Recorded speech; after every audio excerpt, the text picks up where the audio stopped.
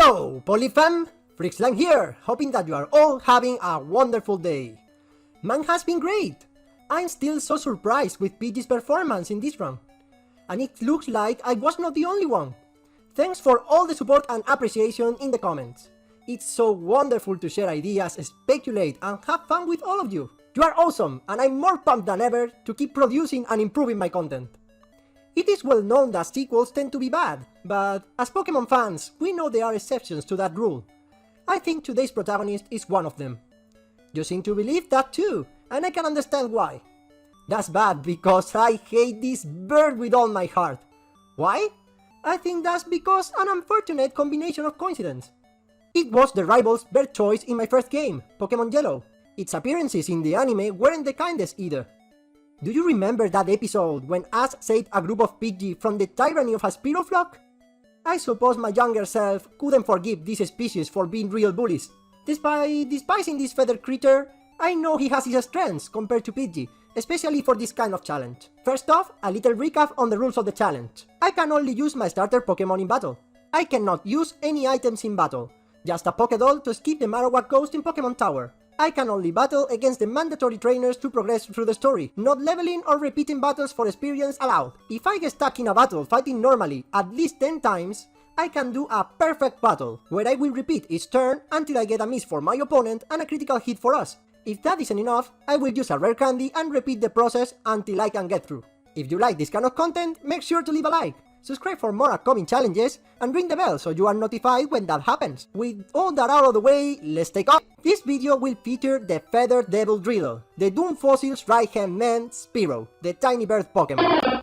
Looking at his stats makes clear why everyone roots for him. In a challenge like this, striking first and hard is mandatory, and this attack and speed, while not amazing, will certainly get the job done. But stats are not enough if there isn't a move pool to back it up. Luckily, Spearow has Pidgey's moveset except for a swap in their signature moves, Sun Attack and Drill Peck. I think having this 80 power stab move as early as level 29 will make the middle section of the game easier. However, his starting moves are so much worse, making the early game so much shakier for Spearow. What do you think? Which feature will prove better? The cheesiness of lowering accuracy moves, or the raw power of a stab move? At which level do you think Spearow could have this run? Share your thoughts in the comments. The first rival fight is still pretty easy. Our stab move is more than enough here. Squirtle is the worst starter for us due to his bulk and access to Blizzard in the Elite Four. Brock continues being a huge roadblock impossible to cross without a perfect battle. His defenses are sturdier than ever. Our critical hits only do 1 damage this time, as Spearow's Peck has less power than Pidgey's Tackle. Due to this, we didn't have enough PP for Onix, which made winning this battle a real struggle. I thought we weren't going to make it as I saw our HP catching up with his, but finally, with only 9 HP to spare, we did it, getting our first batch. The fight with the Super Nerd at the end of Mount Moon was the first omen of what was about to come. While Pidgey didn't have any issues here, Peck's lack of power and typing gave his Voltorb enough time to set up his Screeches. His Coffin is also pretty bulky, so he could finish me off with a couple of moves. It took me 5 defeats to actually get my chance. Reimer is a 2-hit KO after 2 layers. I was lucky here and defeat him before taking too much damage. His concerning Voltorb is next, and we need him to use Tackle instead of Screech. He got me with 2 of them before fainting. Coffin is last, and I decided, as my defenses were severely lower, that I will use Peck all the way and hope for the best. My first one was a critical hit, but his Tackle left me with only 5 hit points. Another hit, and I'm dead meat. My heart stopped when he used Smoke, but he missed. Thanks to my previous critical, I could defeat him next turn. Well, that was more difficult than I thought. After taking the only correct fossil, it's time to face the rival in Cerulean City. This fight was really hard, and I started to realize how important Sand Attack was in our last run. His Fat Bird is just too strong. He's faster than us, setting up Sand Attacks of his own and doing unbearable amounts of damage. My idea here was for Pidgeotto to hit us twice while we were using Bite, so we could finish him next turn by passing accuracy checks. That worked out really well in my best try, but his previous Sun attacks made me unable to finish his Squirtle after all. After 100 tries, I finally decided to do a perfect battle. Pidgeotto had to miss Sun Attack, which was possible as every stat lowering effect has a 25% chance of missing in this generation. The rest was easy. I even decided to go all the way with a Squirtle, and it worked. It turns out that this battle is fairly doable if you are not missing your attacks every time. After 2 stupid losses in my way to Bill's house, I battled my rival again in SS Ang. This one wasn't nearly as bad, thanks to the levels acquired in routes 24, 25 and 3 on the way. I was pretty lucky, as Kadabra still outsped us and could one-hit KO with confusion, but Thirst imbecility really shined on this one. Barely getting the win despite feeling that I had all the luck on my side. I was pretty scared for Misty's fight. Her Starmie is faster and Bubble Beam one-hit KO us. Stardew is a 2-hit, but she had the kindness of evening things up with our PG run using Water Gun again. Thanks, miss! After a turn of staring at each other, Starmie made my life miserable using her best move, Bubble Beam! Look at how much damage it did! With only 12 hit points to spare, I thought I was done for. The next turn gave me hope. She failed a tackle while I scored a 5-turn Fury attack, nearly taking the Starmie out. Her next tackle connected! Was that it? Not yet! Spearow survived with just 2 hit points, knocking the Starmie out and winning our second batch. I will always have nightmare about Rock Tunnel from now on. Physical defensive Pokemon were a problem, as our damaging moves are still not good enough. After losing 3 times versus the first Pokemaniac, the real deal presented itself. Do you remember I briefly mentioned a hiker in my PG ROM that was pretty concerning? Well, that time I had the perfect move to counter his strategy, Sand Attack. But that's not the case now, and let me tell you, I was going to explode myself. Just so you know, I'm pretty stubborn. My problem with this fight is that I saw a slim chance of success without a perfect battle, so I gave it a shot and made 300 battles. My strategy here was simple, but highly unlikely. His first Geodude should miss Self-Destruct, a 100% accuracy move by the way, or don't hit me at all. Yeah, I'm not good at math, but I'm sure the odds of that happening were pretty low. It didn't end there though. Then I used Bite, and I need the second Geodude to use Self-Destruct first turn and his Graveler to not attack me, so I could finish him off with Bite. The most amazing thing is that I came pretty close on my best try. Only a miss from Graveler's Rock Throw, which has 65% accuracy, and I would have done it. But after this traumatic incident, I decided to finally do a perfect battle, and guess what? It was no issue at all. How frustrating! My next easier mandatory battle was with our rival in Pokemon Tower, but I first got Swift in the post-suit of Lavender Town. This move is like a 4-hit Fury attack with no chance to miss, so it was pretty handy to have, especially versus electric-type Pokemon. With it, the rival battle is pretty easy. I finally felt in control after such a long time, as his Kadabra is just a 1-hit. It was good to finally get a first try victory. At the end of this battle we got to level 29, when we finally got Drillfleck. It was finally time to crush some bones. I didn't waste any time visiting Erika next. Her most concerning Pokemon, Victreebel, is a 1-hit, and the rest of her team couldn't do enough damage before being drilled to death. I could feel the power growing in us, and this is even our final form.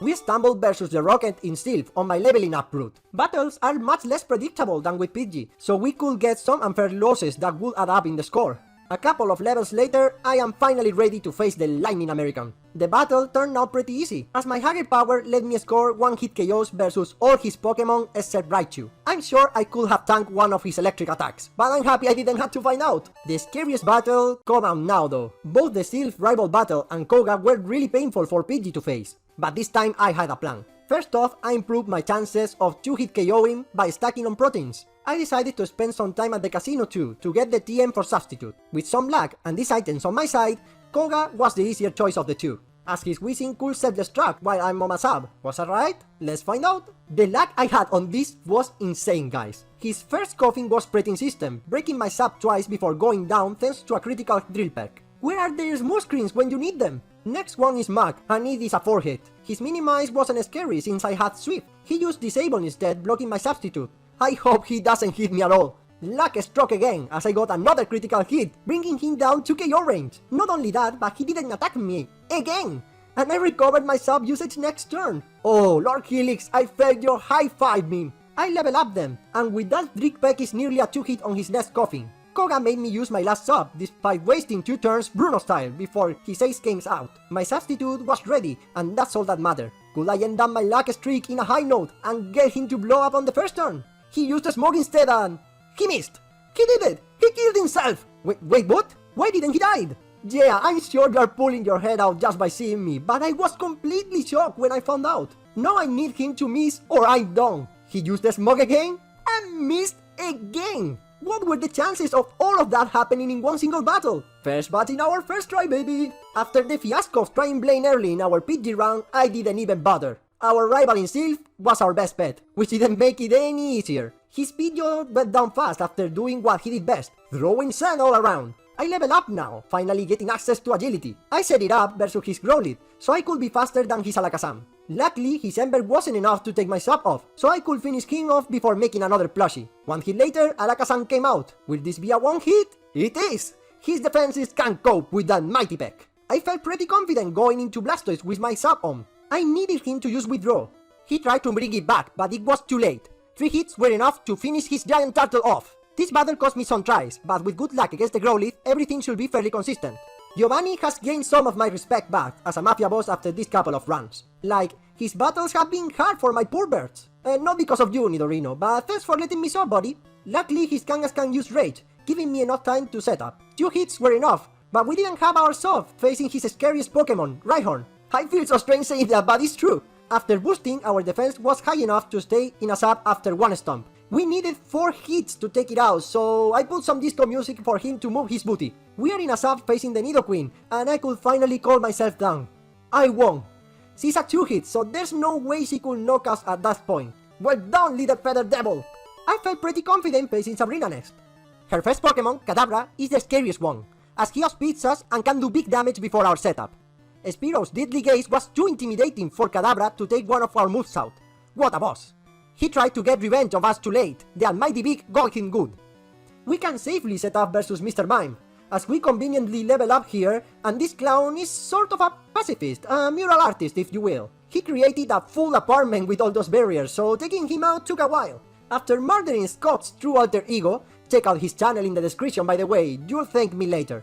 Alakazam didn't have a chance. It's the same Nidoqueen situation. Taking 1 or 2 almighty Beaks don't matter, as we had our sub on. Wow, another first try victory versus a late gym leader. Could we continue it with Blaine? I wasn't sure when I leveled up, so I was careful setting up my agility. Growlithe died fast enough, only taking 1 sub away. Ponyta didn't even saw the light of day. When Rapidash came out, I knew it. I should have used at least 1 agility so I could outspeed him. Well, better later than ever. See, it wasn't so bad. We only had to dodge his deadliest move, Fire Spin. But everything is okay now. 2 Beaks are all we need. He faced death twerking, like a real soldier. Arcanine, his only real Pokemon, was last, and our Beak is only a 4 hit. Blaine, you should practice some aim with your Pokemon. It's so painful to see. After that failed attack, he lost confidence, just roaring at us and taking a critical hit before going down. I even felt sorry for that poor guy. Okay, I hope you were having fun because it all ends here. Giovanni's Pokemon in this battle are hardened than myself, most of the time. Even his weaklings defeated us with just 1 Rhyhorn. Yeah, that's a pretty bad sign if you are ever seeing one. Oh wait, yeah, that's true. Thanks for pointing that out. I completely forgot I saved the TM for Mimic just for this. Well, never mind then. The idea here is mimicking Dactyos Dig, which will be super effective against all of his Pokemon. Rhyhorn was still a nightmare to take out. Only half of his moves could damage us, so we had enough time to finish him off while setting 1 agility to be faster than Dugtrio. The big ball comes out, and now's my time. Let's mimic the Dig! He was kind enough to let us keep our subs, so thanks. Nidoking just wanted to keep dancing while we destroyed her.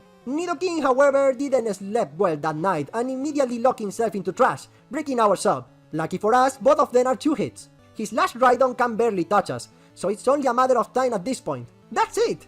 Who would have thought a single move could make such a difference? Okay, now for real. I had the feeling this next rival battle was going to be insanely hard. Might as well drag our bear as much as possible before that. It took me 23 tries to defeat him, which wasn't so bad. However, we needed a lot of things to happen in this battle to even get a chance. His Pidgeot was easy enough, as he only knows Wing Attack. We were faster, so we could get in a sub and finish him in 3 hits. His Rhyhorn is so annoying, I hate this Pokemon already! He wanted to dance all day though, so it only got to defeat my patience before going down. We, as always, leveled up here before his Growlithe, who should start to feel annoyed at us spamming agility on his face. Spearow didn't like the bad looks he gave us, so the almighty Beak fell upon him. Execute didn't exist, and Alakazam came out. He has 2 interesting moves to mimic, Recover and Psychic. I opted for the latter, as we needed Blastoise to use Withdraw a lot to have a chance. He was the first Pokemon who took our substitute off, so congratulations! Get out of here! Wait, what? It isn't a 1 hit? Well, this is the end then. Oh, I was forgiven! Let's finish up while we still can. All my runs ended here. Blastoise's bulk is unfair, and he can finish us with 3 of his moves. This was the first time I got to him with green health, so I had enough tries to fish for those withdraws. He did it first turn, so we could go back into a sub. It's time to play the special drop lottery. We didn't get it, and look at that pitiful damage. But another withdraw. Let's keep at it. I scored a critical hit next turn, triggering his next boss phase, where he attacks us. He likely went for his worst move, Skull Bash, giving us one more turn to attack him before breaking our sub. Only 2 more to go! I mean 1! Okay, this is bad. After another withdraw, he decided to pull out the big guns with Hydro Pump. But he missed. That was absurdly hard. But we managed to overcome this somehow without a perfect try. I expected the Elite Four to be a nightmare, especially Lorelei and the last rival fight. I took the time to get all available PP restoring items, so we didn't have the same issues than last time. These are our Little Bird's stats and moveset. How many perfect battles do you think we will need? Our chances versus Lorelei couldn't be colder. Even his Dugong is impossible, as he has Aurora Beam, a super effective 100% accuracy move that instantly one-shots us. We will need 4 Gen 1 misses in a row just to get to Cloister, and we will still have the rest of the fight to go. So yeah, perfect battle without shame it is.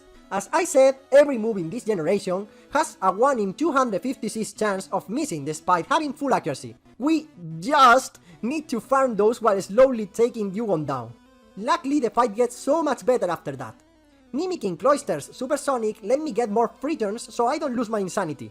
I chose to set up against the Slowbro so I can be faster than her Jinx. After a long round of Pokemon stupidly hitting themselves, we did it!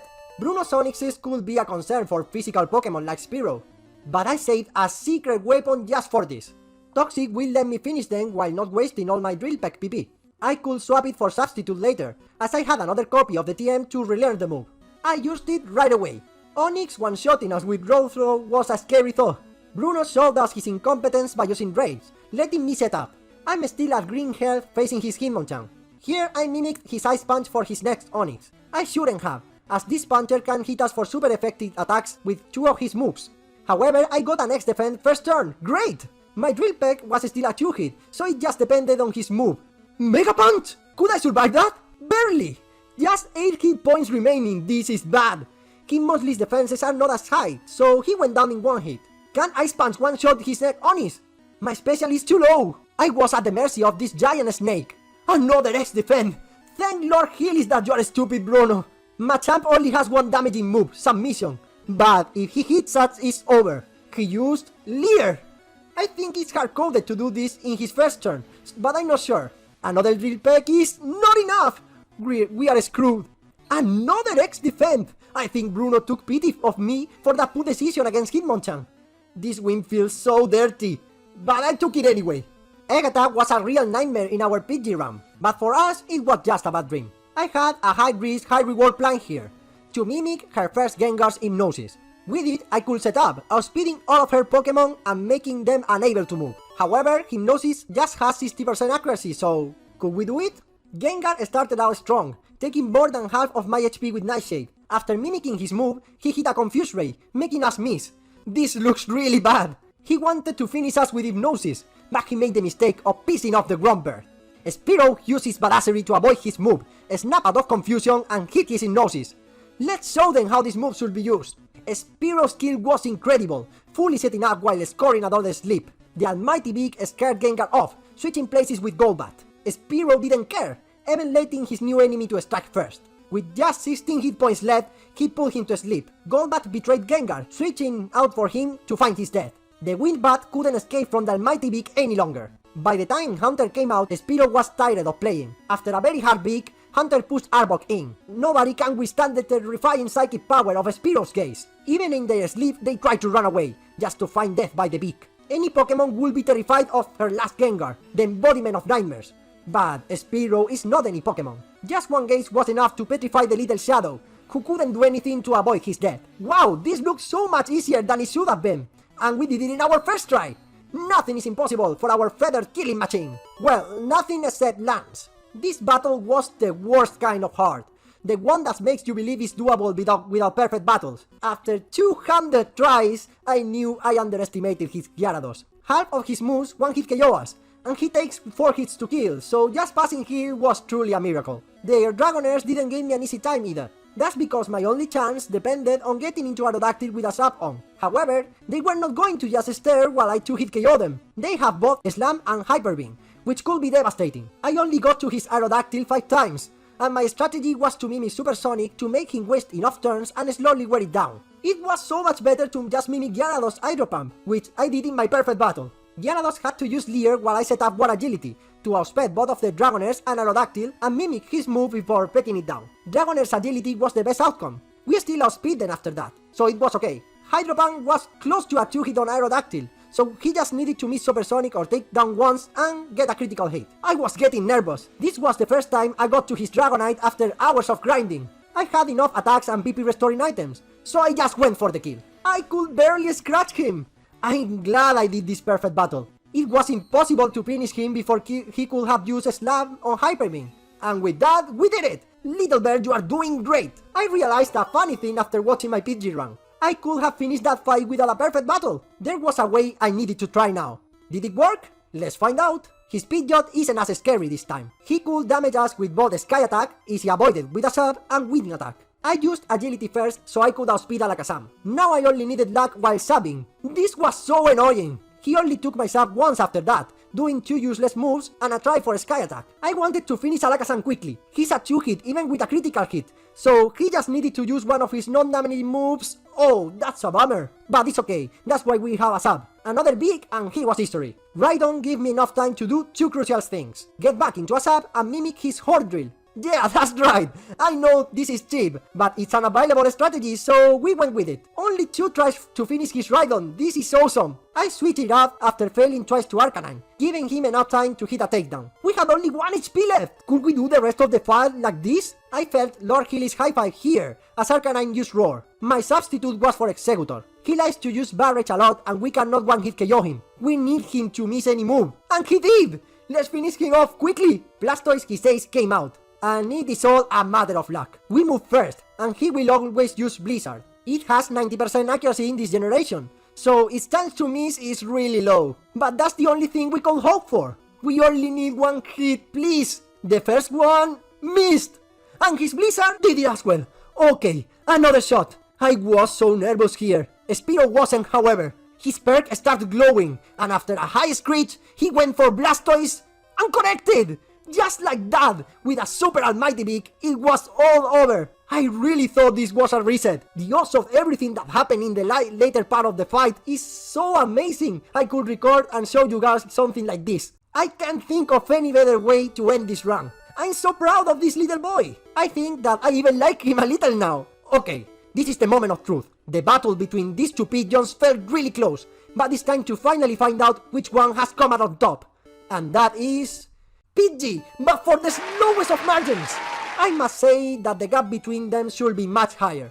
In a challenge like this, I feel Sun Attack helps a lot finding consistency in its try. The early game was so much difficult for Spearow, as he doesn't have any good moves to back up his attack until Drill Peck. This was the first time when I really struggled with regular trainers. By the time we got to Celadon City, Spearow started to feel easier than Pidgey, but it was too late. We couldn't overcome the perfect battles I had to took on.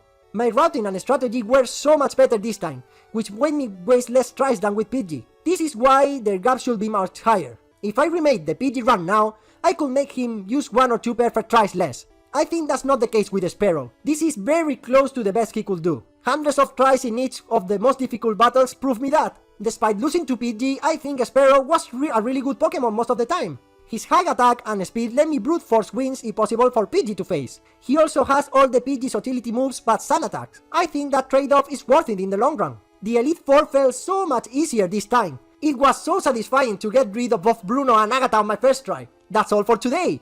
What are your thoughts on the 2 Pokemon now?